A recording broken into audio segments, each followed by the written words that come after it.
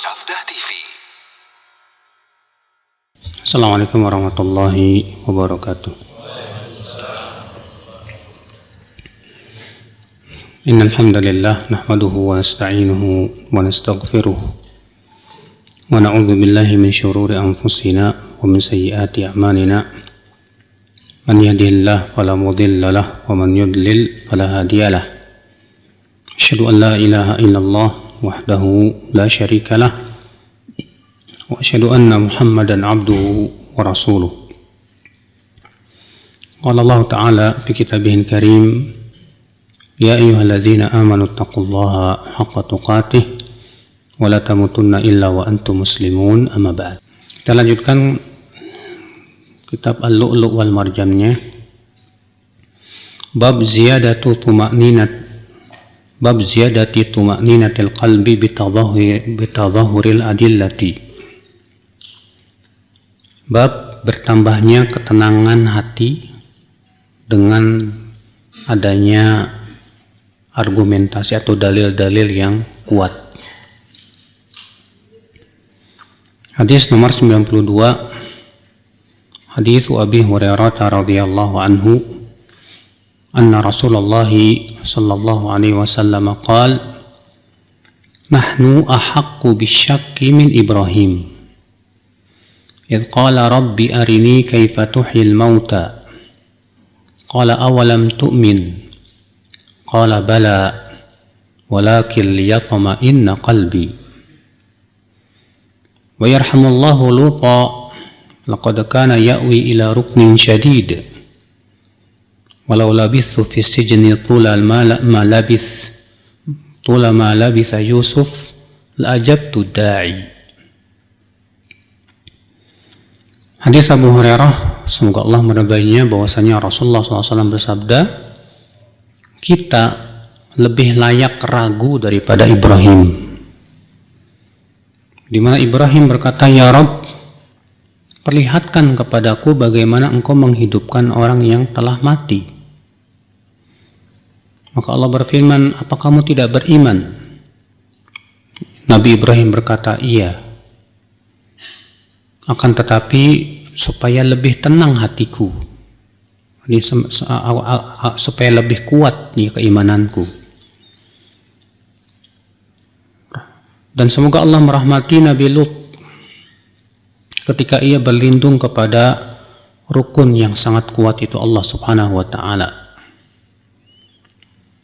Walau labithu fis sijni, kalaulah aku tinggal di dalam penjara, tulama labitha Yusuf, ya, selama tinggalnya Nabi Yusuf di dalam penjara, ya, la ajabtu da'i, maka aku akan menyahut panggilan orang yang memanggil.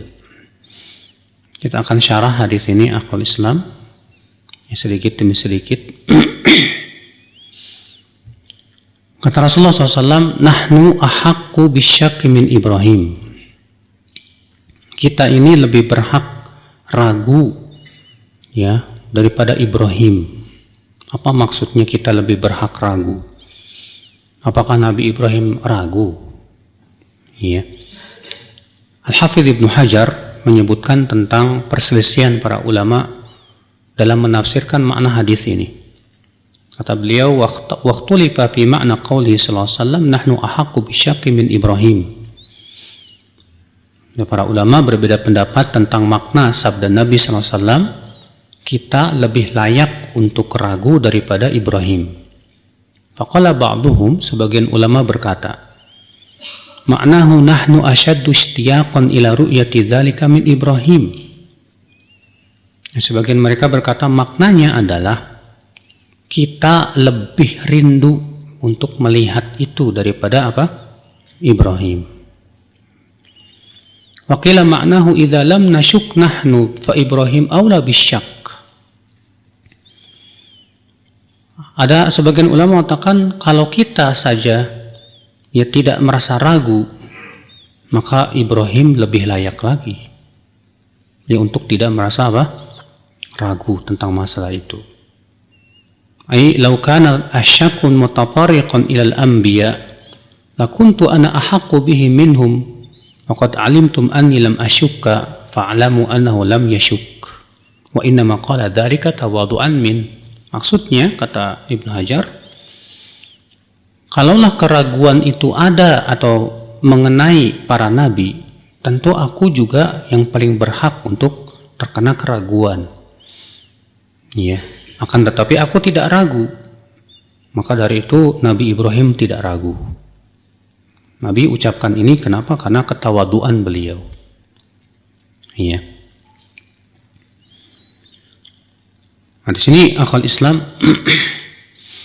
kenapa Nabi Ibrahim berkata, kenapa Allah turunkan ayat tentang perkataan Nabi Ibrahim alaihissalatu wassalam, di mana Nabi Ibrahim berkata kepada Allah Subhanahu wa taala dalam surat Al-Baqarah itu, wa idz qala Ibrahimu rabbi arini kaifa tuhyil mauta. Dan ingatlah ketika Ibrahim berkata kepada Allah, ya Rabb, perlihatkan kepadaku bagaimana engkau menghidupkan yang sudah meninggal dunia. Kata Ibnu Hajar, wa qila inna sababa hadzal hadis anna al-ayah lamma nazalat qala ba'dun nas syakka Ibrahim wa lam yashukka nabiyuna. Ada yang menyebutkan bahwa sebab adanya hadis ini, bahwa ketika Allah turunkan ayat tadi, sebagian orang ada yang berkata Nabi Ibrahim ragu, sedangkan Nabi kita tidak ragu. Iya. Fabalaghahu dzalik, maka sampailah berita itu kepada Rasulullah sallallahu alaihi wasallam. Maka Nabi sallallahu alaihi wasallam bersabda, nahnu ahaqqu bisyakki min Ibrahim. Justru kita lebih layak untuk ragu daripada siapa? Ibrahim. Iya. Ikhwata Islam, kemudian Rasulullah bersabda, wa yarhamullahu Lut. Dan semoga Allah merahmati Nabi Lut. Ya, laqad kana ya'wi ila rukni syadid. Ya, di mana Nabi Lut berlindung kepada rukun yang sangat kuat. Itu dalam surat Hud ayat 80, Allah berfirman, waktu itu kan Nabi Lut kedatangan dua malaikat yang ganteng, Pak. Ya, berbentuk pemuda yang sangat ganteng lah.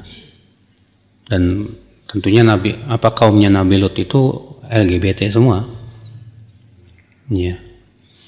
Mereka itu lebih nafsu kepada laki-laki yang ganteng dibandingkan kepada wanita.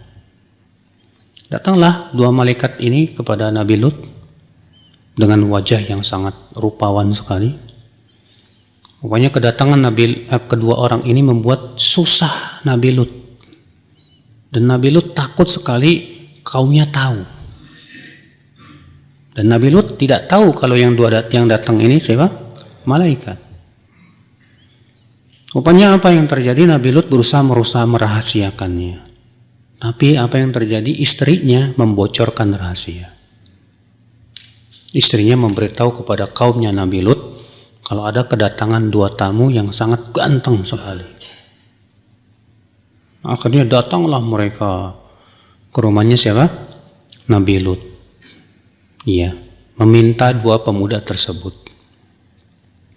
Maka Nabi Lut berkata kepada mereka, "Lau anna li bikum quwwah au awi ila ruknin syadid." Kalaulah aku memiliki kekuatan, aku punya kemampuan untuk mengusir kalian, aku akan usir kalian. Akan tetapi aku berlindung kepada rukun yang syadid, itu Allah Subhanahu wa ta'ala. Ya. Ya, ketika Nabi Lut sudah tidak mampu lagi dan terus kaumnya memaksa, maka dua pemuda ini berkata, "Hai Lut, kamu jangan khawatir, kami ini malaikat, bukan manusia." Ya. Maka kemudian disebutkan bahwa yang satu itu malaikat Jibril. Ya. Maka kemudian malaikat Jibril pun dia langsung merentangkan sayapnya dan mengatakan syahatil wujuh, sehingga akhirnya wajah-wajah mereka menjadi apa? Buta, mata-mata mereka. Demikian dalam sebuah riwayat, Allahu a'lam. Kemudian dua malaikat itu datang memberitahu kepada Nabi Lut supaya sebelum subuh Nabi Lut segera berangkat meninggalkan daerah tersebut. Karena Allah akan menurunkan apa? Azabnya. Ya. Kenapa Rasulullah mengatakan semoga Allah merahmati Nabi Lut?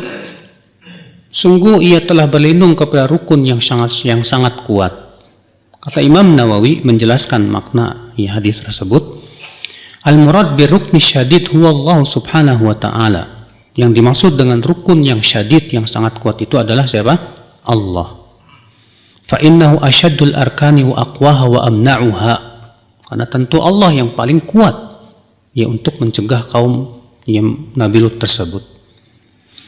Wa makna hadis wallahu a'lam, dan makna hadis ini wallahu a'lam kata Imam Nawawi, anna Lutan alaihissalam lamma khafa ala adyafihi wa lam yakun lahu ashirah tamna'uhu min adh-dhalimin dhaqa dhar'uhu wa ishtadda huznuhu alaihim. Bahwa Nabi Lut ketika mengkhawatirkan tamu-tamunya ini, ya akibat daripada apa? Kaumnya yang datang itu, Pak. Sementara Nabi Lut tidak punya apa? Ya, asyirah, tidak punya kaum pasukan begitu. Dia tidak punya orang-orang yang bisa membelanya dari orang-orang zalim tersebut. Maka Nabi Lut pun jadi susah. Beliau pun sedih sekali. Ya. Lalu kemudian Nabi Lut berkata dalam keadaan sedih itu, "Lau anna li bikum quwwah ya fi daf'in bi nafsi aw awi ila ashiratin tamna'u lamana'tukum." Kalaulah aku punya kekuatan ya atau aku punya pasukan, aku akan cegah kalian. Ya. Kemudian Rasulullah bersabda, "Walau labithu fi sijni thula ma labitha Yusuf." Kalaulah aku tinggal di penjara selama tinggalnya Nabi Yusuf di dalam penjara. Karena Nabi Yusuf kan waktu itu ya diajak berzina oleh siapa? Ya, istri Al-Aziz. Yang kemudian ya Nabi Yusuf pun kemudian dimasukkan ke dalam penjara. Nah, penjaranya di bawah tanah, Pak. Penjara di bawah tanah sempit lagi.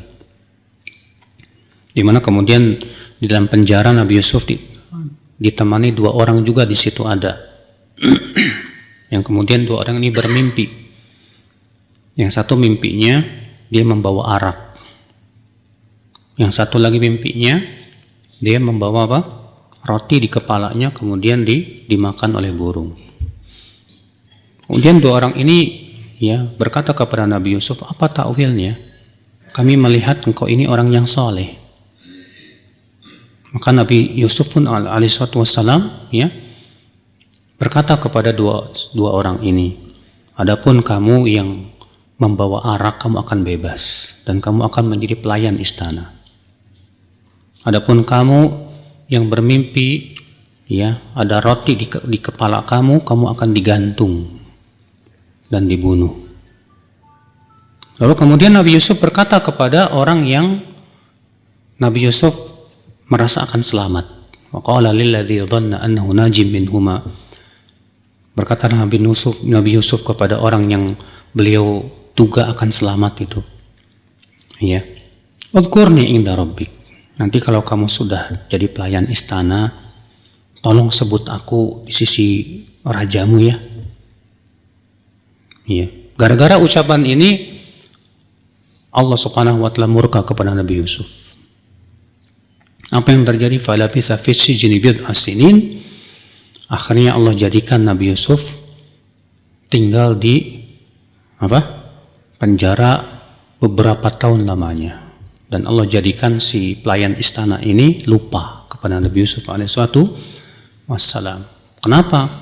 Karena Nabi Yusuf kenapa tidak berdoa kepada Allah dan tawakal kepada Allah? Kenapa minta kepada orang itu, nanti kalau kamu udah selamat, kamu tolong sebutkan aku di sisi rajamu. Ya, padahal cukup bagi kamu Allah Subhanahu wa taala. Maka kemudian Allah jadikan ia pun lupa, fa ansahu syaitan. Setan pun ya menjadikannya dia lupa. Ya, wala bisa fi sijni bid'a sinin. Nabi Yusuf pun kemudian tinggal di dalam penjara beberapa tahun lamanya. Disebutkan itu sekitar 9 tahun.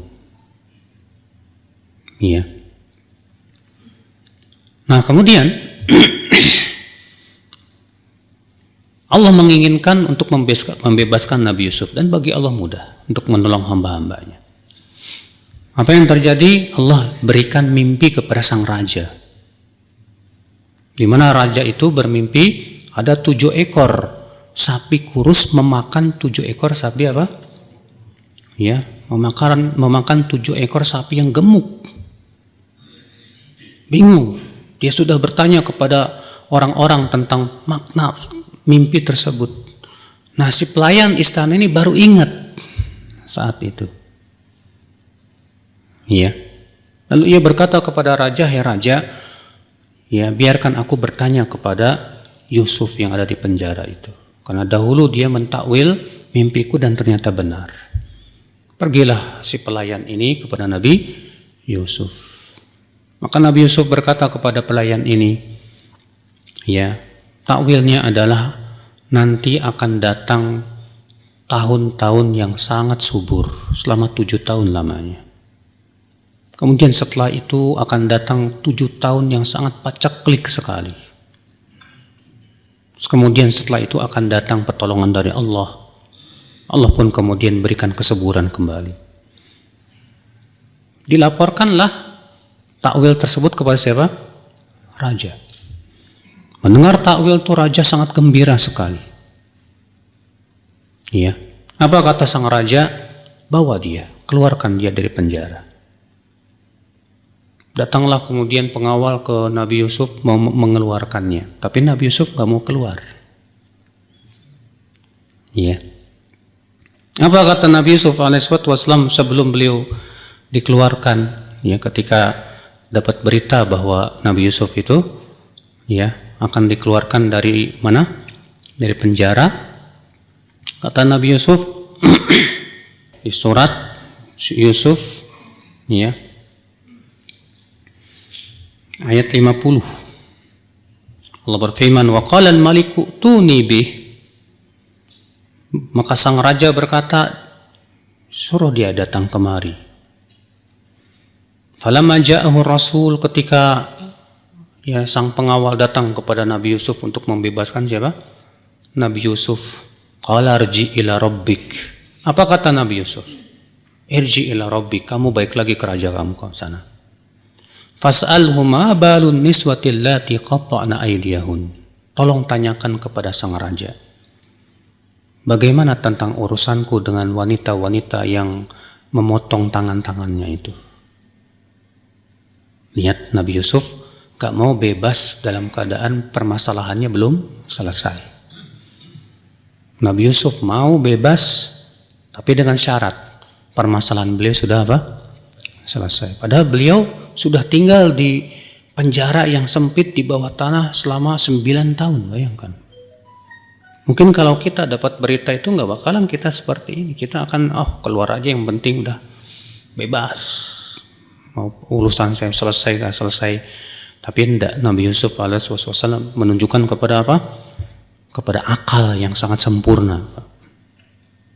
Beliau ya minta, beliau mau keluar tapi dengan syarat. Syaratnya adalah permasalahan beliau bebas. Tuduhan terhadap beliau juga apa? Bebas. Nama beliau dibersihkan. Ya. Maka kemudian sang raja pun memanggillah para wanita-wanita bangsawan tersebut. Apa kata sang raja? Qala ma khatbukunna idh rawattunna Yusuf an nafsi. Ya. Apa alasan kalian ketika kalian merayu Yusuf untuk berzina dengan kalian? Qulna hasya lillah ma alimna alaihi min su. Ya. Maka para wanita itu berkata, ya demi Allah, kami tidak mengetahui adanya keburukan kepada dia. Ya. Qalat imra'atul aziz, maka istri sang al-aziz pun berkata, al-an hashasal haqqu, sekarang tampaklah siapa yang di atas kebenaran. Ana rawatuhu an nafsi, akulah yang sebetulnya merayu dia. Ya. Wa innahu laminas shadiqin, dan ia termasuk orang-orang yang jujur. Ya, insyaallah. Baik, kita lanjutkan ayolah ikhwah. Dari hadis ini kita ambil beberapa faedah yang bisa kita petik. Al-haditsu mithalun 'azim min amthilati tawadhu'in Nabi sallallahu alaihi wasallam. Hadis ini menunjukkan ketawaduannya Rasulullah sallallahu alaihi wasallam. Padahal Rasulullah SAW itu nabi yang paling mulia. Nabi yang paling mulia itu Rasulullah. Semua ulama sepakat. Makanya Rasulullah bersabda, "Ana sayyidu waladi Adam wala fakhr." Akulah yang akan menjadi sayyidnya seluruh anak Adam nanti pada hari kiamat. Bukan aku dalam rangka berbangga, tapi untuk menyebutkan nikmat Allah kepada beliau. Ya. Tapi Rasulullah SAW, ya, ketika mendengar ada orang berkata bahwa Nabi Ibrahim ragu dan Rasulullah nggak ragu, Rasulullah tidak suka itu. Beliau tidak suka, ya, yang menyebabkan akhirnya apa? Ketika kalau dibanding-bandingkan begitu, Pak, otomatis nilai seorang nabi itu menjadi apa? Turun. Dan akibatnya ini akan menjadi pintu yang akan menjerumuskan kepada apa? Meremehkan nabi yang lain. Maka untuk menutup pintu ini, Rasulullah SAW ya segera menutup pintu. Beliau mengatakan, kita justru lebih layak untuk ragu daripada Ibrahim. Di mana Ibrahim mengatakan, "Ya Rabb, perlihatkan kepadaku bagaimana engkau menghidupkan orang yang sudah meninggal dunia." Iya.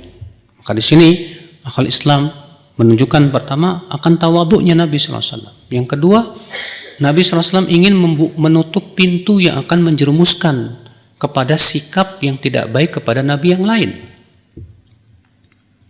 Iya. Sementara kita sebagai kaum mukminin tidak boleh, Pak, tidak boleh membeda-bedakan para nabi. Walaupun kita yakin bahwa Nabi Muhammad SAW betul beliau adalah nabi yang paling utama, yang paling tinggi, tapi kita tidak boleh membeda-bedakan di antara mereka. Iya. Allah berfirman, "La nufarriqu baina ahadin minhum." Dan kami tidak pernah membeda-bedakan salah seorang pun dari mereka. Itu para nabi dan rasul. Semua kita imani, semua kita cintai. Iya. Inilah keistimewaan umat Islam, akhi. Umat Islam itu beriman kepada semua nabi dan rasul. Nabi Isa yang disebut dengan Yesus, kita beriman, kita mencintai beliau. Nabi Musa, kita cinta kepada beliau. Semua nabi dan rasul kita cinta kepada mereka. Makanya pada hari kiamat para nabi akan ditanya oleh Allah Subhanahu wa taala, ya, tentang apakah mereka menyampaikan risalah atau tidak. Kata mereka, "Ya Rabb, kami sudah menyampaikan risalah." Apa kata Allah? "Siapa saksi-saksi kalian? Siapa yang bisa menjadi saksi atas kalian bahwa kalian sudah menyampaikan risalah?" Apa kata para nabi itu? Umat Muhammad. Iya. Umat Nabi Muhammad SAW. Ya, maka umat Nabi Muhammad semuanya bersaksi bahwa para nabi dan rasul sudah menyampaikan risalah. Ini keistimewaan umat Islam, ya akhwal Islam, azani Allah wa iyyakum. Faedah yang kedua, al-haditsu dalil ala anna al-iman yazidu wa yanqus. Hadis ini juga merupakan dalil bahwa iman itu bertambah dan berkurang. Wa min dzalika ta'ammul fi ayatillahi ta'ala allati fiha ihya'ul mauta. Ya, di mana bertambahnya iman itu bisa dengan cara melihat kekuasaan Allah, bagaimana Allah menghidupkan orang yang telah mati, ya, makhluk yang sudah mati kemudian dihidupkan kembali. Sehingga dengan cara seperti itu bertambah keimanan. Berarti itu menunjukkan iman itu bisa bertambah dan bisa apa? Berkurang. Makanya ketika Nabi Ibrahim berkata kepada Allah, "Rabbi arini kaifa tuhil mauta." Ya Rabb, perlihatkan kepadaku bagaimana engkau menghidupkan yang sudah meninggal dunia. Allah berfirman, "Awalam tu'min?" Apa kamu tidak beriman? Kata Nabi Ibrahim apa? Bala, beriman ya Allah. Walakin liyatma'inna qalbi. Akan tetapi agar lebih tenang lagi hatiku. Lebih kuat lagi keimananku. Ini menunjukkan Pak, penting sekali ya kita untuk menambah keimanan kita Pak. Nah sekarang boleh nggak kita berdoa kepada Allah, ya Allah perlihatkan kepadaku bagaimana engkau menghidupkan orang yang mati? Ya nggak boleh. Ya, kenapa? Karena ini kan khusus Nabi Ibrahim, para nabi, dan Rasulullah tidak pernah berdoa itu. Para sahabat pun tidak pernah berdoa itu. Para ulama pun tidak pernah berdoa itu. Ya. Ikhwatal Islam, azani Allah.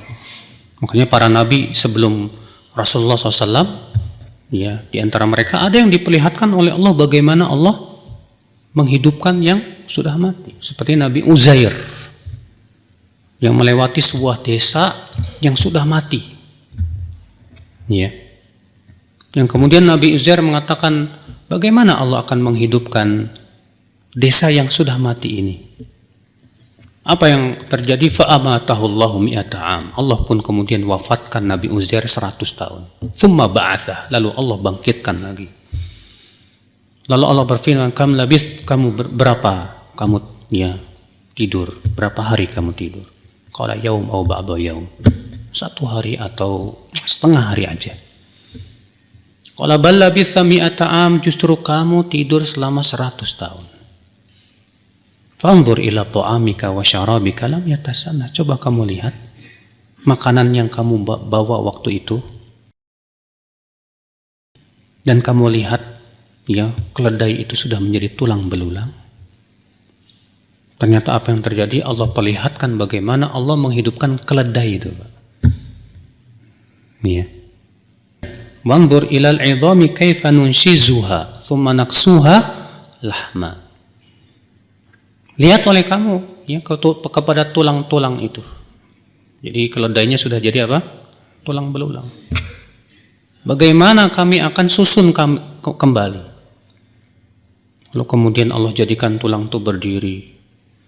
Lalu kemudian ya dibungkus oleh daging, kemudian menjadi keledai sendiri, langsung menjadi keledai seperti semula.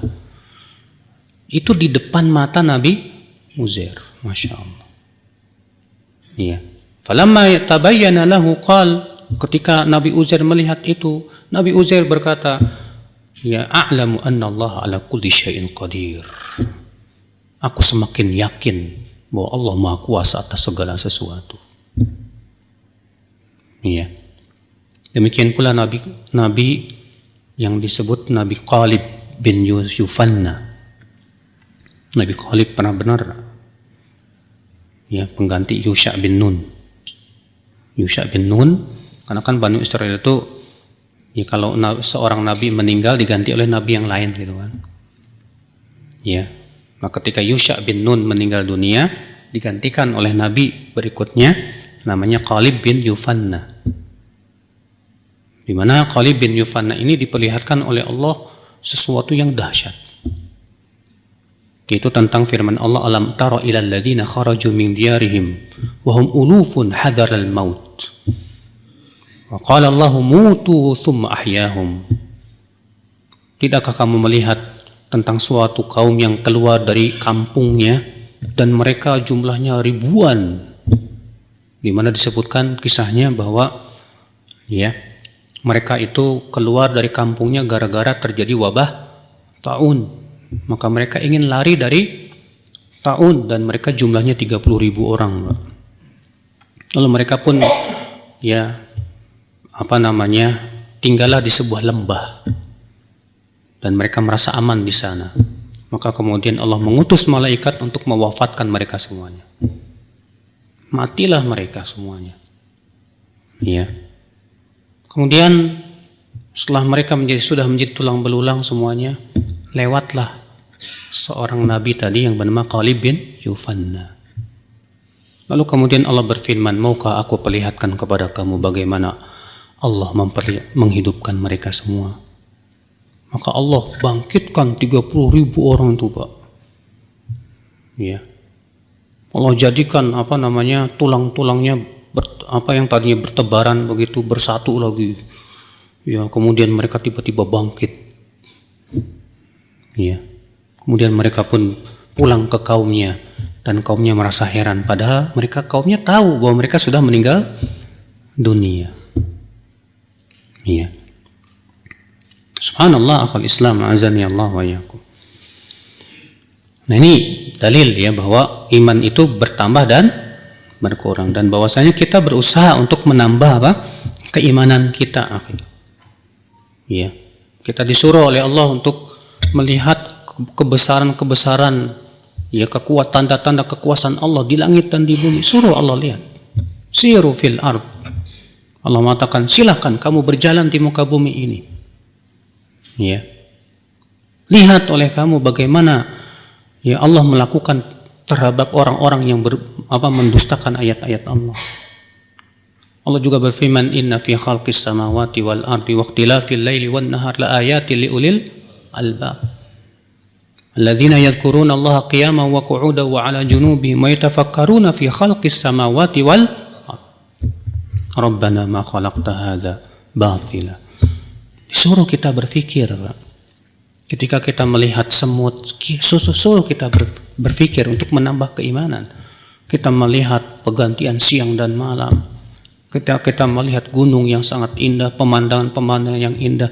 Coba kita berfikir, siapa yang menciptakan itu semuanya? Supaya apa? Supaya bertambah keimanan kita, ya. Faedah yang ketiga, fi talabi Ibrahim dalalah ala anna ainal yaqin aqwa min khabaril yaqin. Ketika Nabi Ibrahim meminta, ya Allah, perlihatkan kepadaku bagaimana engkau menghidupkan orang yang, ya, makhluk yang sudah mati. Ini memberikan faidah bahwa keyakinan itu bertingkat-tingkat, Pak. Ada ainal yakin, itu yang paling tinggi. Adalah yang di bawahnya lagi namanya khobarul yakin, pengabaran yang yakin. Ya, pengabaran, kalau banyak orang yang mengabarkan kepada kita, saking banyak yang mengabarkan, akan timbul keyakinan tidak, Pak? Akan timbul keyakinan. Tapi ya, keyakinan itu masih di bawah kalau kita melihat langsung. Kalau kita melihat langsung lebih yakin lagi dibandingkan kita sebatas mendengar. Kalau antum misalnya belum pernah pergi ke Mekah, antum masih khobarul yakin. Iya. Antum yakin adanya Mekah? Yakin, tapi sebatas mendengar berita saja. Tapi kalau antum sudah ngelihat langsung Mekah dan pergi ke sana, tentu itu lebih yakin lagi akan adanya Mekah, adanya Ka'bah dan yang lainnya. Ya. Nah, Nabi Ibrahim alaihissalam ingin sampai kepada derajat ainul yakin. Keyakinan yang betul-betul memang berasal dari melihat langsung, yang sudah tidak ada keraguan lagi. Ya. Faedah selanjutnya, ya akhal Islam. Al-hadis dalilun ala isbat sifatil kalam lillahi ta'ala. Penetapan bahwasanya Allah punya sifat berbicara. Karena Allah berfirman kepada Nabi Ibrahim, awalam tu'min, hai Ibrahim, apa kamu tidak beriman? Lalu Nabi Ibrahim berkata, bala, ya aku beriman ya Allah. Berarti di situ ada dialog antara Allah dengan Nabi Ibrahim. Berarti itu menunjukkan Allah berbicara dengan suara yang terdengar oleh Nabi Ibrahim. Dan ini keyakinan Ahlus Sunnah wal Jamaah. Beda dengan keyakinan Asy'ariyah. Kalau Asy'ariyah mengatakan Allah berbicara tapi tidak dengan suara. Makanya orang-orang Asy'ariyah juga kalau ditanya, kamu punya keyakinan, punya sifat kalam, Allah punya sifat kalam? Punya. Tapi tata cara Asy'ariyah dalam menetapkan sifat berbicara bagi Allah beda dengan Ahlus Sunnah. Kalau Ahlus Sunnah mengatakan Allah berbicara dengan suara dan huruf, yang dengan suara yang terdengar. Kalau Asy'ariyah mengatakan Allah berbicara tanpa suara. Tapi Allah menciptakan pemahaman kepada Jibril. Sebetulnya maksud tujuan Asy'ariyah itu ingin mengatakan Al-Quran makhluk, cuman malu-malu, Pak. Ya. Hadis ini akhwal Islam kita ambil faedah yang kelima.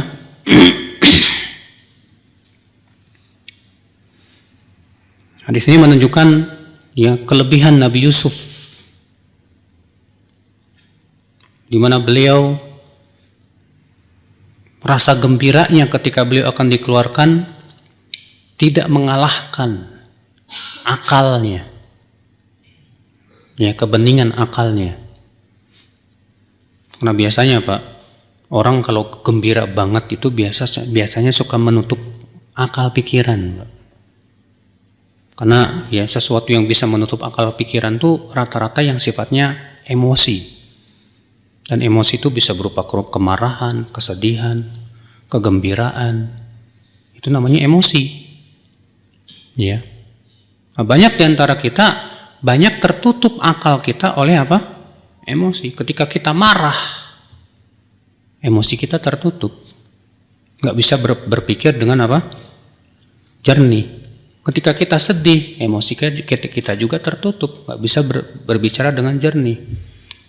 Ketika kita sangat gembira sekali, ya akal kita seringkali tertutup. Nah, Nabi Yusuf alaihissalam ketika mendapatkan berita bahwa beliau akan dikeluarkan, dan ini tentu berita yang menggembirakan sekali, tapi ternyata emosi tidak membuat akal beliau tertutup. Ini keistimewaan Nabi Yusuf alaihissalam, masya Allah. Iya. Demikianlah hadis ini menunjukkan akan ya kekuatan tawakal Nabi Lut, dan para nabi memang luar biasa dalam keimanan. Iya. Baik, saya kira cukup. Semoga yang saya sampaikan bermanfaat Bapak dan Ibu-ibu. Ya. Wabillahi taufik. Assalamualaikum warahmatullahi wabarakatuh.